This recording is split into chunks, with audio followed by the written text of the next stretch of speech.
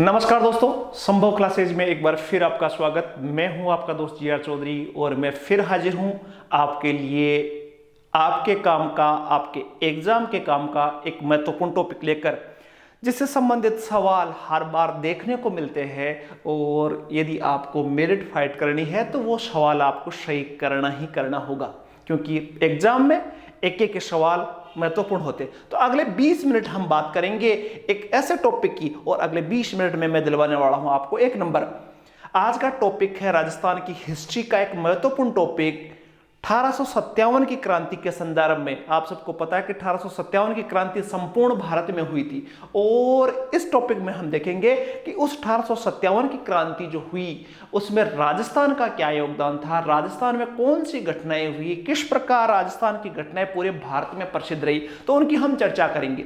तो वीडियो में अंत तक बने रहना, क्योंकि हो सकता है एक एक बिंदु, एक एक सेकंड आपके लिए महत्वपूर्ण रहने वाली है। एक सेकंड में हो सकता है आपने स्किप किया हो, स्पीड बढ़ा रखी हो, सवाल रह जाए। तो पूरे वीडियो में आपको बने रहना है। और जो चैनल पे नए हैं, जिन्होंने अभी तक चैनल को सब्सक्राइब नहीं किया है, निवेदन है जल्दी से सब्सक्राइब कर ले, साथ ही बेल आइकन को जरूर प्रेस कर ले, ताकि आने वाला वीडियो सबसे पहले मिले आपको। फटाफट स्टार्ट करते हैं। 1857 की क्रांति राजस्थान के संदर्भ में मैंने टॉपिक भी डाल रखा है, एक सवाल हर हाल, लगभग जिसमें ये टॉपिक आता है एग्जाम में, राजस्थान का जीके जहां से आता है, राजस्थान की हिस्ट्री जिसमें पोर्शन होता है, हर हाल में एक सवाल बनता है। 1857 की क्रांति के संदर्भ में थोड़ी सी मैं चर्चा आपके साथ शेयर कर लूं कि 1857 की क्रांति को राजस्थान में पहुंचने से पहले आप सबको मैं बता दूं कि 1857 की क्रांति के बहुत सारे कारण थे, बहुत सारे कारण थे, लेकिन उनकी चर्चा अभी मैं नहीं करूंगा। लेकिन एक जरूर चर्चा करूंगा कि जो तात्कालिक कारण था 1857 की क्रांति, उसका कारण था एक बंदूक जिसका नाम था एनफील्ड राइफल। एनफील्ड राइफल जब आई तो उसकी वजह से सैनिकों में रोष पैदा हुआ। वास्तव में तो बहुत सारे कारण थे, जिनको गिनाया तो 15-20 कारण ऐसे थे जिसकी वजह से 1857 की संग्राम हुआ। लेकिन जो तात्कालिक कारण थे तो वो एक ऐसी बंदूक जो आपके सामने है, ऐसी बंदूक की वजह से, ऐसे राइफल की वजह से ये क्रांति हुई थी। तो उस राइफल का नाम था एनफील्ड राइफल। देखो ऐसी एनफील्ड राइफल आई थी, और इसके जो कारतूस थे वो ऐसे आए थे, दिख रहे होंगे आपको कारतूस, और ये एक खोल में लपेटे हुए होते थे, और उस खोल को दांत से खोलना पड़ता था, फिर ये राइफल चलती थी। तो इस राइफल के पहले भी बंदूकें काम में लेते थे, लेकिन उस एक बंदूक चलती थी, एक राइफल चलती थी जिसका नाम था ब्राउन बेस। ब्राउन बेस याद रख लेना आप, ब्राउन बेस, ब्राउन बेस। अब ये ब्राउन बेस बंदूक होती थी, ऐसी राइफल थी, ऐसी लंबी सी बहुत सी, लेकिन उसमें ये कारतूस काम में नहीं आती। लेकिन 1856 के आसपास एक बंदूक काम में ली जाने लगी, एक राइफल काम में आई जिसका नाम था एनफील्ड राइफल। Enfield rifle. अब एनफील्ड राइफल की मैं कहानी सुना रहा था कि इसके जो कारतूस थे उसको, उसके खोल को दांत से खोलना पड़ता था, और उस समय ये प्रचार प्रसार हुआ सैनिकों में कि इसके जो कारतूस का खोल है उस पर गाय और चर्बी का कारतूस लगा हुआ है। और इस वजह से सैनिकों में सब सैनिकों को लगने लगा कि इससे हमारा धर्म भ्रष्ट हो रहा है, और एक तात्कालिक कारण बना जिसके बारे में आपने पढ़ रखा है। अब देखो हुआ ये कि 26 फरवरी 1857 से घटनाओं को हम जोड़ते हैं। 26 फरवरी 1857 से क्या होता है? 26 फरवरी 1857 को एक सैनिक छावनी थी जिनका नाम था बुरहानपुर। तो उस छावनी के सैनिकों ने सबसे पहले इस एनफील्ड राइफल का विरोध किया, लेकिन वहां बात जम गई। उसके बाद में 29 मार्च को 1857 को, ध्यान रखना ये डेट को काफी महत्वपूर्ण, 29 मार्च 1857 को एक महत्वपूर्ण घटना हुई। एक व्यक्ति थे जिनका नाम था मंगल पांडे, जो 1857 की क्रांति में प्रथम बार शहीद हुए, फांसी दी गई। तो उन्होंने, मंगल पांडे ने डफ और हडसन नामक दो व्यक्तियों पर गोली चलाई, और इस वजह से इस क्रांति का आगाज सा हो गया। उसके बाद में ये बात 10 मई 1857 को मेरठ में क्रांति की शुरुआत हुई। ये भारत की थी। देखो क्रांति का डेट निश्चित था 31 मई को। 31 मई को ये निश्चित किया गया था 1857 के दिन क्रांति पूरे भारत में एक साथ होनी है, लेकिन मेरठ में ये 21 दिन पहले ही 10 मई 1857 को मेरठ में इसकी क्रांति की शुरुआत हुई। देखो मंगल पांडे थे बैरकपुर छावनी में, एक छावनी का नाम है बैरकपुर, और इस बंदूक का प्रयोग उन्होंने डफ और हडसन पर गोली मारी, दोनों घायल हो गए। उसके बाद में मंगल पांडे को गिरफ्तार कर लिया गया, और एक जज थे हॉक।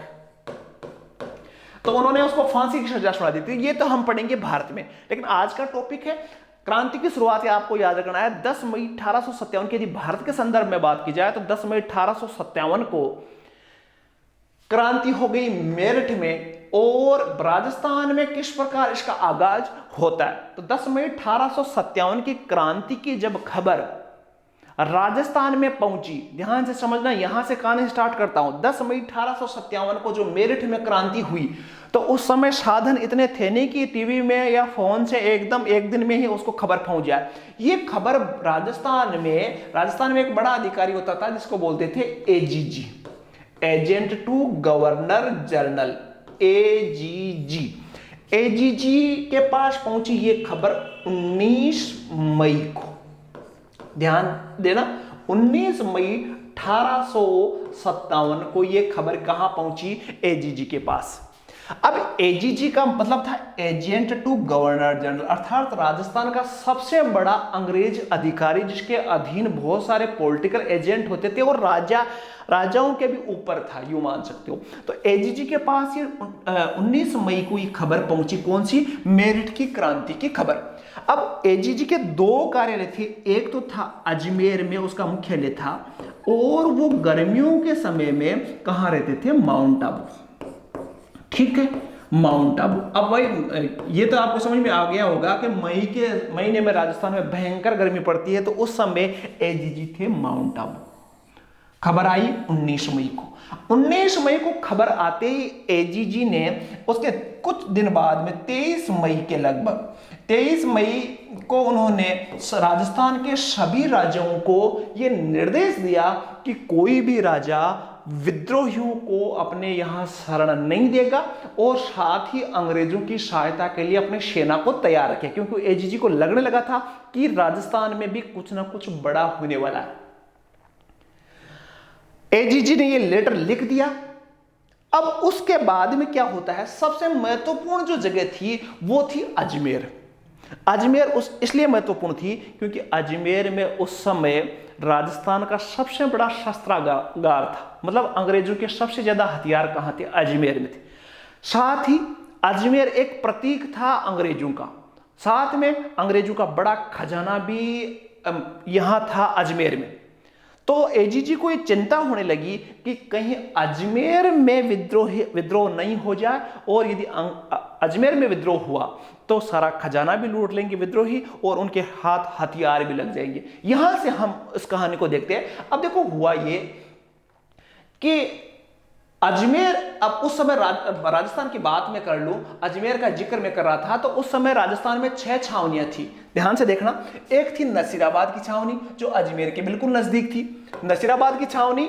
दूसरी थी नीमच जो राजस्थान में नहीं थी लेकिन प्रभाव इसका नियंत्रण राजस्थान के पास था। तो पहली छावनी नसीराबाद, दूसरी छावनी थी नीमच, तीसरी छावनी थी एरिनपुरा, एरिनपुरा पाली में पड़ता है तो वहां एक छावनी थी। चौथी थी देवली जो कि कहां पड़ता है, टोंक में, यह एक छावनी थी।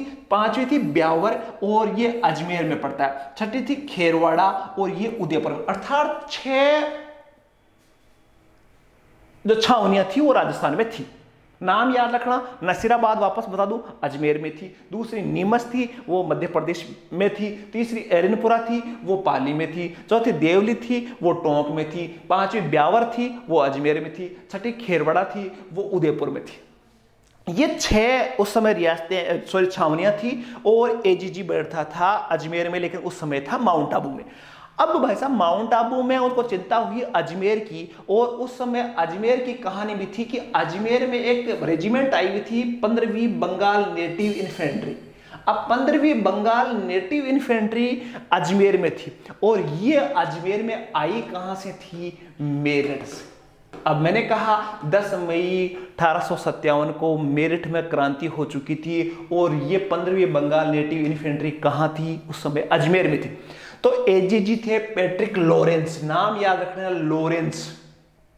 अब उस लॉरेंस को चिंता हुई कि यार ये सेना भी मेरठ से आई हुई है, तो इसके साथ भी विरोधी विचारधाराएं भी आई होगी, विद्रोह की विचारधाराएं भी आई होगी, और इस पर भरोसा नहीं किया जा सकता 15वीं बंगाल इन्फेंट्री पर। अब 15वीं बंगाल इन्फेंट्री को उसने आदेश दिया पैट्रिक लॉरेंस ने कि इसको अजमेर से हटाया जाए और कहां शिफ्ट कर दिया जाए, नसीराबाद शिफ्ट कर दिया जाए। अब जो ही 15वीं बंगाल नेटिव इन्फेंट्री को अजमेर से नसीराबाद शिफ्ट किया गया तो इस 15वीं बंगाल नेटिव इन्फेंट्री के मन में शक हुआ कि अंग्रेज हम पर भरोसा नहीं कर रहे। इसके साथ ही अंग्रेजों ने एक और काम भी किया कि इसके सारे हथियार जब्त कर लिए, हथियार रखवा लिए और उस पर एक डीसा जगह है जहां से अंग्रेज सेना बुलाकर इसकी चौकीदारी करना प्रारंभ करवा दिया। अब ऐसी परिस्थितियों में इसने विद्रोह प्रारंभ किया था। कौन सी? 15वीं बंगाल इन्फेंट्री ने। पढ़ते हैं आगे जिक्र से डिटेल से। अब देखो सारे रियासतों में, सारी जो रियासतें थी उसमें मुख्यतः पॉलिटिकल एजेंट भी होते थे। पॉलिटिकल एजेंट देखो ध्यान से समझना, पॉलिटिकल एजेंट क्या होते थे कि जैसे मैंने अभी बताया आपको कि भाई पूरे राजस्थान में एक होता था एजीजी, ठीक है, एजीजी, और साथ ही जो राज्य थे जिन्होंने अंग्रेज संधि कर रखी थी वहां बैठते थे पॉलिटिकल एजेंट, अर्थात अंग्रेजों के बड़े अधिकारी जो कि राज्यों को सलाह दिया करते थे। तो पॉलिटिकल एजेंट कौन कौन से थे इनका जिक्र बार बार आएगा। कोटा में एक पॉलिटिकल एजेंट थे जिनका नाम था बर्टन, याद करने की जरूरत नहीं है, आगे अभी मैं आपको पढ़ाऊंगा। जोधपुर रियासत में एक जो पॉलिटिकल एजेंट थे मैकमेसन थे जिसको मार दिया गया और उसके बाद में निक्सन वहां के बड़े थे। भरतपुर रियासत में मॉरिसन थे, जयपुर रियासत में ईडन थे, उदयपुर रियासत में शावर्स थे और सिरोही रियासत में जेडी होल थे। ये 6 जो पॉलिटिकल एजेंट थे वो महत्वपूर्ण थे और ये राजस्थान में थे। तो कहानी आपके समझ में आ गई कि राजस्थान में एजीजी थे, पैट्रिक लॉरेंस थे, इसके अलावा 6 छावनियां थी जिसमें नाम आपने पढ़ रखा है सारा। नसीराबाद में थी, ब्यावर में थी, खेरवाड़ा में थी, देवली में थी, एरनपुरा में थी और नीमच में थी। तो इनका नाम आपने पढ़ा। इसके अलावा 6 पॉलिटिकल एजेंटों का नाम पढ़ा जिसमें आपने कोटा में मेजर बर्टन थे, साथ में जोधपुर रियासत में मैकमेसन थे, इसके अलावा भरतपुर में मॉरिसन थे, जयपुर रियासत में ईडन थे, उदयपुर में थे शावर्स थे और सिरोही में जेडी होल थी। तो ये राजस्थान की प्रारंभिक स्थिति थी। और मैंने कहा कि अजमेर में उस समय 15वीं बंगाल नेटिव इन्फेंट्री आई हुई थी जिस पर पैट्रिक लॉरेंस ने विश्वास नहीं किया और उसको शिफ्ट कहां कर दिया गया? नसीराबाद। साथ ही 19 मई को जब ये पैट्रिक लॉरेंस के पास खबर आई कि मेरठ में क्रांति हो चुकी है तो उन्होंने राजस्थान के सभी राजाओं को पत्र लिखा कि विद्रोहियों को कोई शरण नहीं देगा और अंग्रेजों की सहायता के लिए तैयार हो। और उनकी बात मान ली गई। लगभग आप देखोगे 1857 की क्रांति में तो लगभग सभी राजा, मोटे तौर पर देख ले तो सभी राजा है, उन्होंने अंग्रेजों का सहयोग किया। ऐसे वातावरण में, ऐसे एनवायरनमेंट में राजस्थान में 1857 की क्रांति का आगाज होता है। और आगाज जो होता है वो होता है नसीराबाद से। नसीराबाद से क्यों होता है इसकी भी मैं आपको पता चल गया होगा कि नसीराबाद में क्रांति का कारण था 15वीं बंगाल नेटिव इन्फेंट्री का, जिसका मैं जिक्र कर रहा था। आने वाला है मजा, देखो ध्यान से देखना कि नसीराबाद में कमिश्नर थे डिक्सन, कुछ नाम भी याद रखना, कमिश्नर थे डिक्सन, उसने ब्यावर से मेर रेजिमेंट को बुलाया। जब 15वीं बंगाल नेटिव इन्फेंट्री को अजमेर से शिफ्ट किया गया नसीराबाद तो उसको ध्यान में रखने के लिए, उसके हथियार जब्त करने के बाद में उसकी निगरानी रखने के लिए ब्यावर से मेर रेजिमेंट बुला ली गई और वही 15वीं बंगाल इन्फेंट्री के सैनिकों को अजमेर से हटाकर नसीराबाद भेज दिया और मेर रेजिमेंट को ब्यावर से अजमेर लगाया गया। जिसके सैनिकों में यह भावना, 15वीं बंगाल नेटिव इन्फेंट्री के सैनिकों में यह भावना बैठ गई कि मेरठ विद्रोह के बाद उन पर संदेह किया जा रहा है, अंग्रेज उस पर विश्वास नहीं कर रहे। अतः 15वीं बंगाल नेटिव इन्फेंट्री ने 28 मई 1857, याद रखना 10 मई को भारत में हुआ था और उसके 18 दिन बाद में 28 मई 1857 को विद्रोह कर दिया। कहां से शुरुआत हुई? राजस्थान में नसीराबाद की छावनी से शुरुआत हुई 28 मई 1857 को। उसने अजमेर पर नियंत्रण न किया, लेकिन वहां विद्रोह करने के बाद में वो सीधे के सीधे अजमेर नहीं आए, ये गलती रही उनकी, अजमेर नहीं आए और सीधे दिल्ली के लिए रवाना हो गए। और 18 जून को वो जो नसीराबाद के सैनिक थे वो दिल्ली पहुंच गए। दिल्ली स्वतंत्रता संग्राम का केंद्र था, अतः इसकी आवश्यकता दिल्ली में अधिक थी। और कई लोग कहते हैं कि यदि वो अजमेर गए होते तो 1857 की क्रांति का परिणाम अलग होता। तो सीधी सी एक कहानी याद रखनी है, डेट याद रखनी है 28 मई 1857 को, और नशीराबाद में इस क्रांति की शुरुआत हुई। क्रांतिकारियों ने नसीराबाद में पहले किया क्या था कि दो अधिकारी, अंग्रेज अधिकारी थे, एक स्कॉटिश वुड और एक न्यूबरी। नाम याद नहीं रहे तो WN कर दो, NW कर दो। न्यूबरी और वुड, दो अंग्रेज अधिकारियों की वहां नसीराबाद में हत्या कर दी। जब यह विद्रोह हुआ और वुड और न्यूबरी की हत्या कर दी गई, तो जोधपुर के महाराज उस समय थे तख्त सिंह। याद रख लेना, तख्त सिंह ने मोकमेसन के आदेश अनुसार, मोकमेसन कौन था? पॉलिटिकल एजेंट जोधपुर का, के आदेश अनुसार सेना नायक कुशल राज सिंघवी की कमान में जोधपुर की अश्वारोही सेना अजमेर के लिए भेजी, और वही वाल्टर और हितकोट ने मेवाड़ सैनिकों की सहायता से उसका पीछा किया, लेकिन नसीराबाद के क्रांतिकारी सैनिक उनके हाथ में नहीं आए और दिल्ली चले गए। नसीराबाद की छोटी सी कहानी। नसीराबाद में क्रांति की शुरुआत हुई।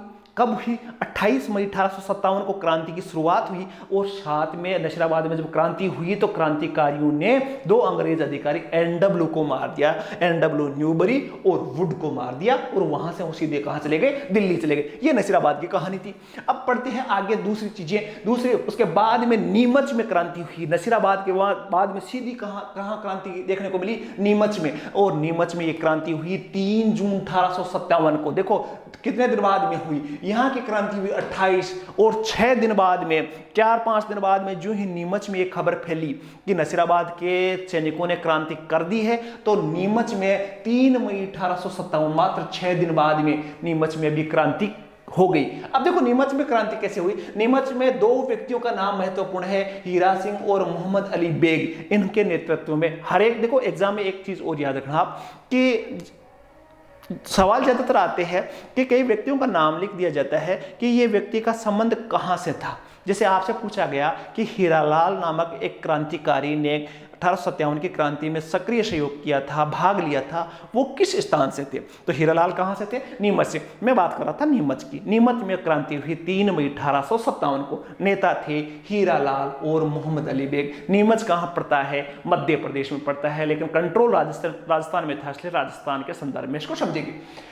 देखो यहां क्या हुआ, ब्रिटिश अधिकारी कर्नल एबोट द्वारा, एबोट एक अंग्रेज अधिकारी था, उसको जब पता चला कि नशीराबाद में क्रांति हो गई है तो वो डर से कपकपने लगा, और उसको लगने लगा कि कहीं मेरे सैनिक भी विद्रोह न कर दे। इसलिए उन्होंने सारे सैनिकों को बुलाया और अपने अपने धर्म के ग्रंथों पर हाथ रखवाकर सौगंध खिलवाई कि वो क्या करेंगे, अंग्रेजों से दगा नहीं करेंगे, अंग्रेजों की सहायता वो करते रहेंगे। सारे सैनिकों से इस एबोट ने सौगंध दिलवाई, कसम दिलवाई, प्रतिज्ञा दिलवाई। लेकिन जो ये प्रतिज्ञा ली, अली बेग नामक एक व्यक्ति, एक जो सैनिक था, उसने अंग्रेजों से कहा कि आपने कौन सी कभी शपथ जो ली है उसका पालन किया? आपने अवध का मामले में शपथ ली थी, अवध का आपने क्या किया? हर जगह आपने शपथ ली थी, लेकिन उसको आपने तोड़ा है, तो हम क्यों इस शपथ को मानेंगे? हम मानने के लिए बाध्य नहीं है। अब क्या हुआ, नीमच छावनी के उस समय तत्कालीन सुपरिटेंडेंट थे कैप्टन लॉयड ने मेवाड़ से, ये विद्रोह हो गया यहाँ 3 मई 1857 को, तो कैप्टन लॉयड ने मेवाड़ में पॉलिटिकल एजेंट थे शावर्स, उसकी सहायता के लिए एक पत्र लिखा। मेवाड़ में, उदयपुर में पॉलिटिकल एजेंट थे शावर्स, उसको पत्र लिखा लॉयड ने। नीमच में विद्रोह होने के बाद में वहां से अंग्रेज भागने लगे, नीमच में आग लगा दी गई, अंग्रेज के परिवार और अंग्रेज जो अधिकारी है वह नीमच से भागने लगे। कुछ व्यक्ति, लगभग 40 के लगभग अंग्रेज परिवार नीमच से भागकर कहां आ गए? डूंगला आ गए। समझना इस कहानी को। नीमच से भागकर डूंगला नामक एक गांव है, वहां आ गए। डूंगला में मैंने नौकरी की है, तो डूंगला में वो आ गए, और वहां एक किसान का नाम दे रखा है जिसका नाम था रुगाराम। उसके घर पे वो रुके। इधर शावर्स जो थे वो उदयपुर के थे। देखो ध्यान से समझना, वापस बताऊं, नीमच में क्रांति हुई 3 जून को क्रांति हुई, और क्रांति होते ही वहां माराकाटी मची, आग लगा दी गई नीमच की छावनी को, और विद्रोहियों ने विरोध का झंडा ऊंचा कर लिया। अब इसी बीच में जो शावर्स थे वो सेना लेकर, क्योंकि शावर्स को लॉयड ने पत्र लिखा था, तो शावर्स उदयपुर से सेना लेकर आए, और अंग्रेज वहां से नीमच से भागकर डूंगला आए हुए थे। तो शावर्स ने सावर्स अपनी सेना के साथ वहां पहुंचा, डोंगला पहुंचा और उन 40 अंग्रेज अधिकारियों को महाराणा स्वरूप सिंह के यहाँ पहुंचा दिया। और स्वरूप सिंह ने इन अंग्रेजों की बहुत सेवा की और जग मंदिर में इनको रखा। याद रखना, यहां से सवाल आया हुआ है कि उन अंग्रेजों को कहां रखा गया था? जग मंदिर में। राजा का नाम था स्वरूप सिंह। उदयपुर के महाराणा उस समय थे स्वरूप सिंह, ठीक है। कैप्टन लॉयड नीमच से संबंधित थे। पॉलिटिकल एजेंट कौन थे? सावर्स। याद रखना, सावर्स उस समय उदयपुर के पॉलिटिकल एजेंट थे, जिसका जिक्र हमने किया था। अब देखो, अंग्रेज जो क्रांतिकारी थे नीमच वाले, 6 जून 1857 को कोटा, बूंदी और मेवाड़ की सेनाओं की मदद से कैप्टन सावर्स वापस नीमच पहुंचे और नीमच पर वापस अधिकार कर लिया। लेकिन उससे पहले नीमच के सारे क्रांतिकारी नीमच से विद्रोही सेना शाहपुरा पहुंची, जहां शाहपुरा के राजा ने काफी अच्छा स्वागत किया। उसके बाद में देवली होती हुई देवली में भी रुकी और देवली में जब ये सैनिक पहुंचे तो देवली में भी विद्रोह हो गया और उसके बाद में आगरा होते हुए दिल्ली की तरफ ये सैनिक चले गए। तो देखो, पहले नसीराबाद के बाद में नीमच में क्रांति हुई और नीमच के सैनिक देवली होते गए, इसलिए देवली में क्रांति हुई। नीमच में आपको 2 चीजें याद रखनी है। एक व्यक्ति का नाम था हीरा सिंह और एक थे मोहम्मद अली बेग, जिसने उस अंग्रेज का विरोध किया था, एबोट द्वारा शपथ का विरोध किया था। इसके अलावा लॉयड थे और सावर्स कहां के थे? उदयपुर के पॉलिटिकल एजेंट। अब पहुंचते हैं भाई देवली। देवली में वो सैनिक जो ही पहुंचे तो देवली में भी क्रांति हो गई और यहां कोटा कंटिजेंट ने 5 जून, देखो 3 जून को, देखो यहां देखना 3 जून को ही 2 दिन लगे यहां पहुंचने में, देवली पहुंचने में। और देवली में 5 जून 1857 को क्या हो गया? जो ही नीमच के सैनिक देवली पहुंचे वहां विद्रोह हो गया। रेजिडेंट कौन सी थी? कौन सी सेना थी? कोटा कंटिजेंट।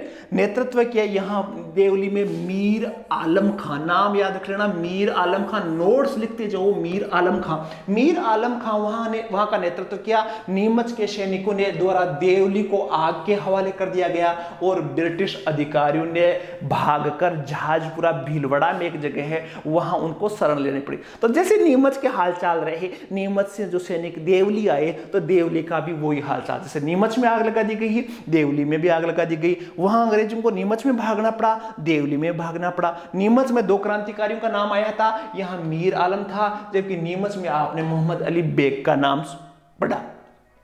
3 जगह क्रांति हुई। अगली देखते हैं।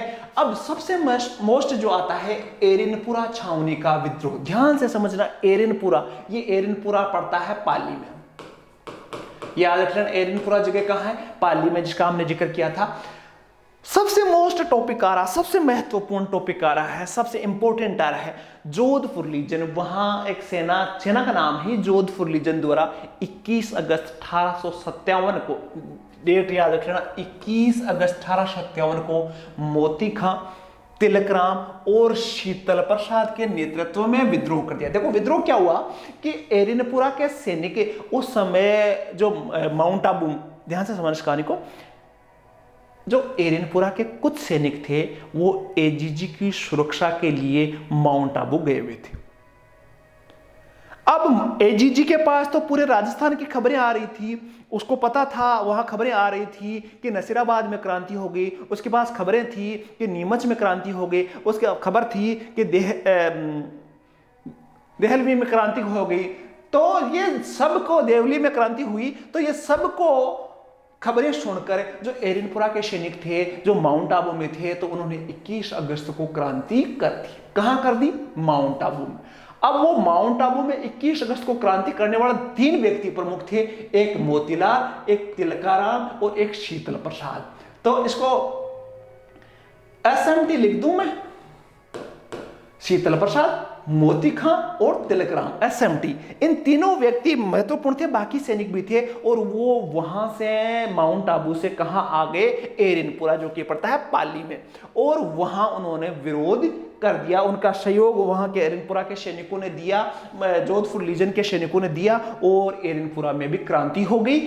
उस समय 1857 की क्रांति का नारा था दिल्ली चलो मारो फिरंगी का नारा लगाते हुए दिल्ली की ओर ये प्रस्थान करने लगे। एरिनपुरा पाली से थोड़ी सी दूर निकले थे एरिनपुरा के सैनिक और वहां एक जगह पड़ती है आउवा।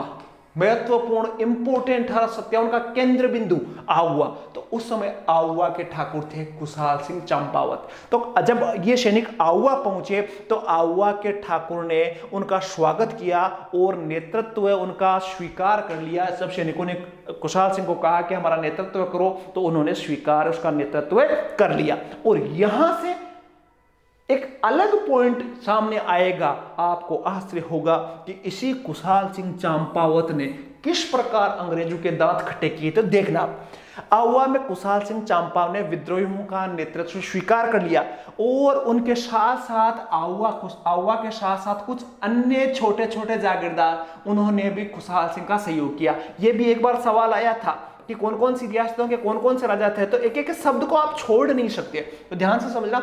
आहुआ के साथ साथ कौन थे? आसोप एक जागीर थी जिसके जागीरदार थे शिवनाथ सिंह। आसोप शिवनाथ सिंह, आलनियावास अजीत सिंह, लांबिया, बंतावास, रूढ़ावास और गुलर। देखो कितनी, गुलर, रूढ़ावास, लांबिया, बंतावास, आलनियावास और आसोप, ये सारी रियासतें किसके सहयोग के लिए आ गई? कुशाल सिंह या आहुआ के सहयोग के लिए। गुलर के शासक थे बिशन सिंह। याद रखना, कभी कभी इनमें से एक बार इनमें से सवाल पूछ लिया गया था कि शासक कहां से थे। तो आसोप के शिवनाथ सिंह, आलनियावास के अजीत सिंह, लांबिया, बंतावास, रूढ़ावास, गुलर के बिशन सिंह।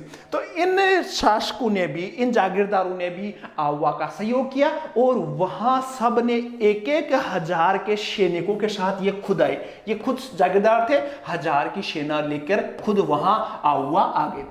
तो एरनपुरा की सेना, आहुआ के ठाकुर खुशाल सिंह की सेना और इन जागीरदारों के भी हजार हजार सैनिक आहुआ में इकट्ठे हो गए और यहां बड़ी एक शक्तिशाली सेना जो 1857 के संग्राम में अब आगे दांत खट्टे करने वाली थी अंग्रेजों के। देखना, ध्यान से देखना, उन्होंने अपने अपनी सेनाओं के साथ, क्रांतिकारियों के साथ आ मिले। कुशाल सिंह इनका नेता बना, नेतृत्व किया और अंग्रेजों से उस समय 2 युद्ध हुए। दोनों याद रखने हैं, दोनों महत्वपूर्ण युद्ध है, वो याद रखना। देखो, पहला युद्ध बिठोड़ा का युद्ध, याद रखना, बिठोड़ा का युद्ध। बिठोड़ा का युद्ध कई बार 10 बार सवाल आया हुआ इन दोनों युद्धों में से। पहला युद्ध हुआ बिठोड़ा का युद्ध 8 सितंबर 1857 को। डेट याद रखना, 8 सितंबर 1857। युद्ध का नाम बिठोड़ा का क्यों हुआ? अब आपको पता है कि कुशाल सिंह के नेतृत्व में एक अच्छी सेना तैयार हो गई, आहुआ में तैयार हो गई। अब इसको दबाने के लिए जोधपुर के राजा तख्त सिंह ने, देखो ध्यान से समझना, 8 सितंबर 1857 को युद्ध में जोधपुर के शासक तख्त सिंह ने अपने किलेदार अनोड सिंह पंवार को युद्ध के लिए भेजा। जोधपुर की बड़ी की सेना तैयार की गई, उसमें अंग्रेज भी थे और ओनार सिंह के नेतृत्व में आहुआ के ठाकुर कुशाल सिंह को हराने के लिए जोधपुर के राजा तख्त सिंह ने एक बड़ी सेना भेजी। जब यह सेना आहुआ पहुंची तो बिठोड़ा का युद्ध हुआ आहुआ के ठाकुर कुशाल सिंह से और इस युद्ध में जो ओनार सिंह थे वो मारे गए और एक अंग्रेज अधिकारी था हितकोट, वो भी मारा गया और जोधपुर की सेना परास्त हुई और वहां से भाग गई। ये पहला युद्ध हुआ था, नाम बिठोड़ा का युद्ध, याद रखना है, 8 सितंबर 1857। और उसमें किसकी सेना थी? जोधपुर की सेना थी, अंग्रेजों की सेना थी साथ में, लेकिन आहुआ के ठाकुर कुशाल सिंह ने उन सबको ठिकाने लगा दिया, मारा गया ओनार सिंह और हितकोट। उसके बाद में 10 दिन बाद में, 8 सितंबर के 10 दिन बाद में अंग्रेजों ने एक और बड़ी सेना भेजी और जो जोधपुर की सेना थी वो भी इनके साथ थी।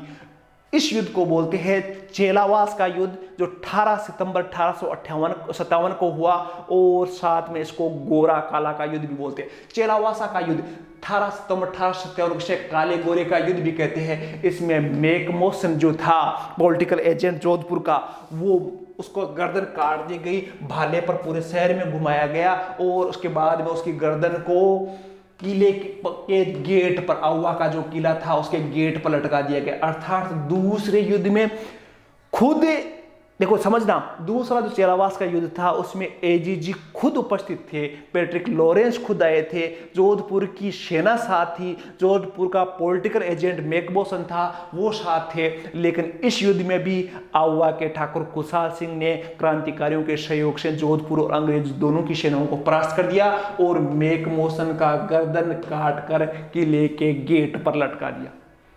दो युद्ध 8 सितंबर और 18 सितंबर, याद रख लेना। 8 सितंबर को बिथोड़ा का युद्ध और 18 सितंबर को चेलावासा या गोराकाला का युद्ध। और एक चीज इंटरेस्टिंग और बता दूं कि इसी मैकमोसन की कब्र पर रेबारी जाति के लोग आज भी पूजा करते हैं, जो मुठ पालने वाली रेबारी जाति है, तो इसकी पूजा करते हैं। क्यों करते हैं मुझे पता नहीं है, लेकिन इसकी जो कब्र है उसको पूजते हैं जैसे कोई देवता पूजते हैं। अब मैकमोसन तो कैसा था, ऊंटों से कोई रिलेशन नहीं था, लेकिन फिर भी इसकी अलग कहानी।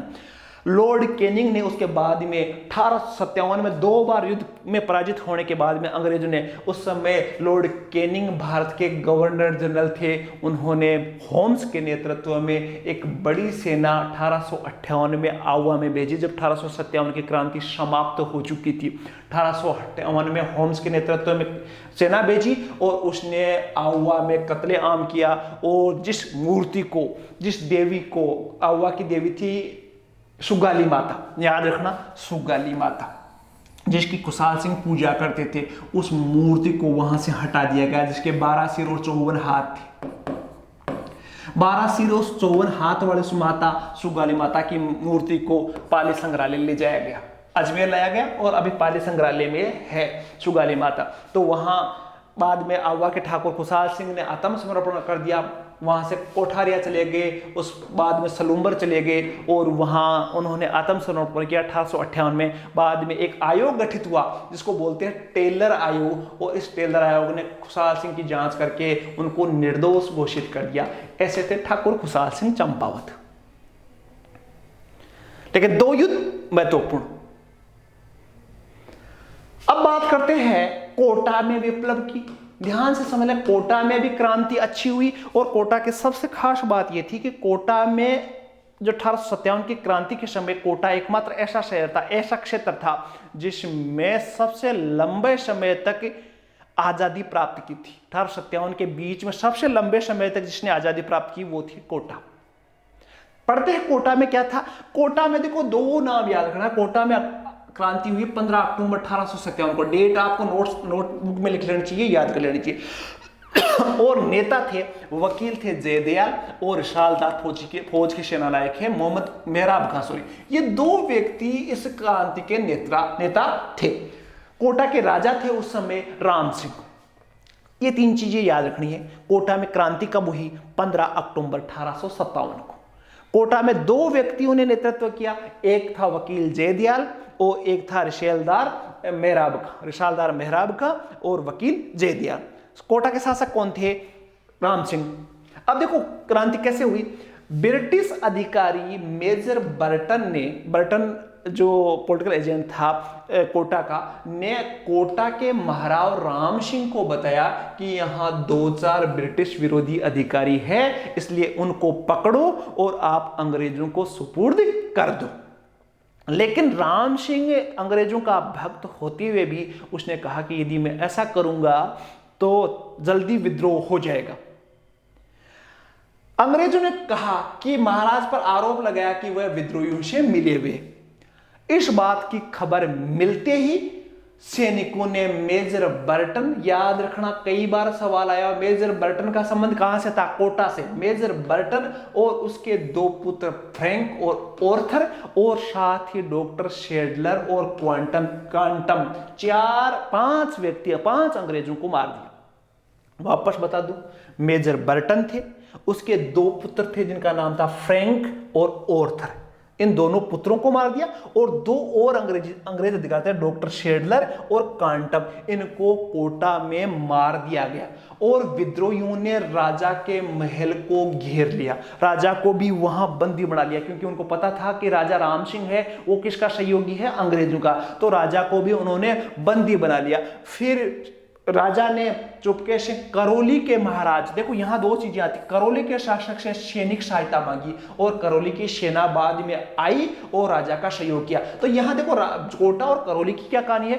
कि 1857 की क्रांति में कोटा के जो राजा थे राम सिंह, इनको जो बाद में तोपों की सलामी दी जाती थी वो कर दी गई कम, और उसकी जगह है करौली के शासक के जो तोपों की सलामी दी जाती थी उसको बढ़ा दिया गया। सबसे ज्यादा सहयोगी रहा था तो कोटा, जो पॉलिटिकल एजीजी थे पैट्रिक लॉरेंस, उन्होंने कहा था कि हमारे सबसे ज्यादा सहायता किसी ने किए थे वो करौली के शासक ने किए, तो करौली की तोपों की सलामी बढ़ा दी गई।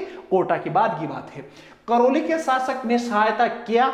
इस समय जनरल एच.जी. रॉबर्ट्स अपनी सेना के साथ चंबल नदी के किनारे आया और बाद में विद्रोही ने कोटा छोड़ दिया और वो दिल्ली की तरफ चले गए, और उसके बाद में बहुत दिनों बाद में कोटा पर अधिकार अंग्रेजों का हुआ। उसके बाद में राम सिंह के लिए जांच के लिए एक इसी एच.जी. रॉबर्ट्स की अध्यक्षता में एक आयोग गठित किया गया, जिसमें राम सिंह को बरी तो कर दिया गया लेकिन तोपों की सलामी कम कर दी गई। एच.जी. रॉबर्ट्स, वीडियो देखना पड़ेगा, देखो आपको वीडियो देखना पड़ेगा, धीरे धीरे देखना पड़ेगा, लिखना पड़ेगा, लेकिन उसके बाद में आपका कंप्लीट होगा। कोटा की कहानी सुनिए, थोड़ी सी पढ़ लेते हैं टोंक की कहानी। टोंक राजस्थान की एकमात्र मुस्लिम रियासत थी और उस समय उसके राजा थे, नवाब थे वजीरुद्दौला। सारे राजाओं की तरह वजीरुद्दौला भी किसका चमचा था, किसका सेवक था? अंग्रेजों का।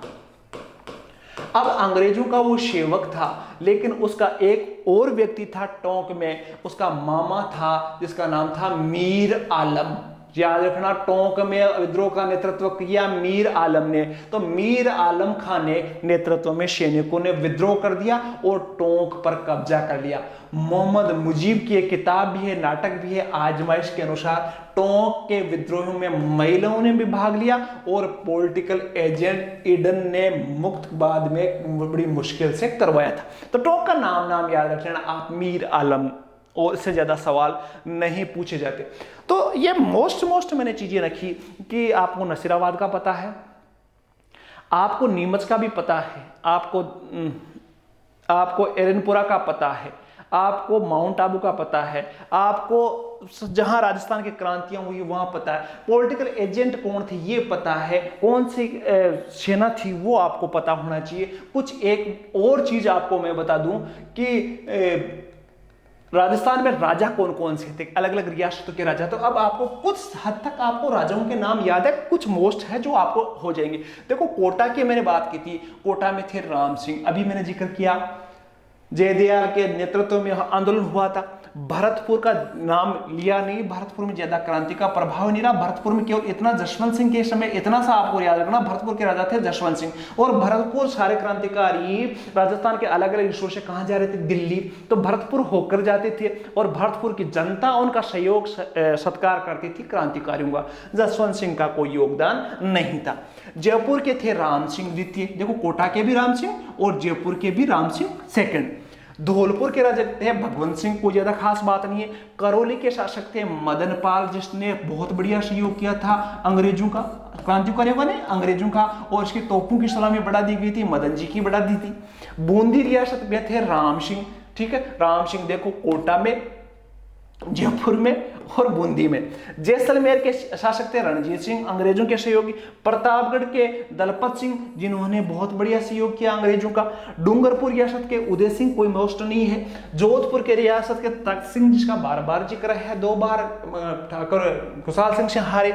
उदयपुर के स्वरूप सिंह थे, जिन्होंने अंग्रेजों को डोंगला से ले जाकर अपने महलों में अच्छी सेवा की। शिरोई के थे शिव सिंह, ज्यादा रोल नहीं है। बीकानेर के सरदार सिंह थे, काफी मोस्ट थे, अंग्रेजों के बहुत अच्छे सहयोगी थे, अच्छा सहयोग किया। टोंक के थे नवाब वजीरुद्दौला, जिसके मामा ने बट्टाधार कर दिया। अलवर के थे विनय सिंह, को ज्यादा जिक्र नहीं आता। झालावाड़ के थे पृथ्वी सिंह, और झालावाड़ रियासत राजस्थान में 1838 में अंग्रेजों द्वारा बनाई गई एकमात्र रियासत थी। और बांसवाड़ा के थे लक्ष्मण सिंह, जिनका कोई ज्यादा हमने पढ़ा नहीं। तो एक बार मोटे मोटे ये भी आपको आना चाहिए। तो हमने देखो 1857 की क्रांति लगभग इसमें कंप्लीट कर ली है, इससे बाहर ज्यादातर सवाल नहीं आते। ये आपको नाम भी याद हो जाएंगे। टोंक का आपको पता है वजीरुद्दौला और मीर आलम खां, व्यक्तियों के नाम, डेट भी ज्यादा नहीं पूछी जाती, व्यक्ति जो नेतृत्व करने वाले हैं उनके बारे में जरूर पढ़ लेना। कोटा का राम सिंह की बात कर ली, और मेराब का और जयदयाल, इसमें से सवाल आया हुआ है 5 बार, कम से कम 5 बार सवाल आया हुआ है। देखो ध्यान से समझना, यहां से सवाल आया हुआ है। अब सवाल कैसे आया हुआ है, एक सेकंड, सवाल कहां से आया हुआ है ये भी समझ लेना। ये दोनों ही आपको याद होने चाहिए और मेजर बर्टन याद होना चाहिए कोटा में से। इसके अलावा बिथोड़ा और चेलावास का युद्ध आपको अच्छी तरह से याद होना चाहिए। इसके अलावा ये ठाकुर खुशहाल सिंह, और यहां से एक बार सवाल आया हुआ था तो इसको भी आप देख लेना। देवली का ज्यादा जिक्र नहीं आता है, केवल मीर आलम खां आपको याद है, काम चल जाएगा। नीमच का याद होना चाहिए और नशीराबाद का भी याद होना चाहिए। तो ये थी आपकी 1857 और उससे संबंधित राजस्थान की जानकारी।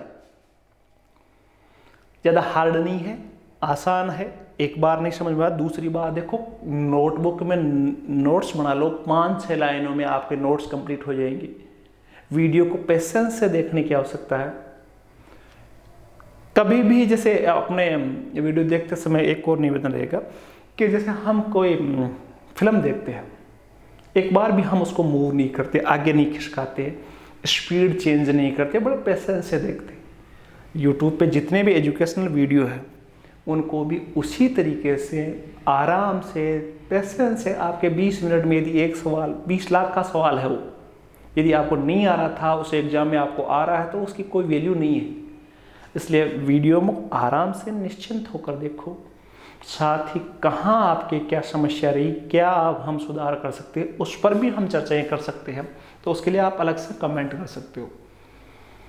साथ ही अपना सहयोग करें, चैनल को लोकप्रिय बनाने में अपने साथियों को भी शेयर करो चैनल को, ताकि जल्दी से लोकप्रिय हो और हम ऐसे ही और दमदार वीडियो जो आपके काम के हैं, जो हमारे अनुभव से हमने कम से कम 20 सालों में सीखा है कि सवाल कहाँ से आता है, वो लेकर आते रहेंगे। एक नई वीडियो के साथ हम जल्द हाजिर होंगे। तब तक के लिए शुभ रात्रि, जय हिंद, जय भारत।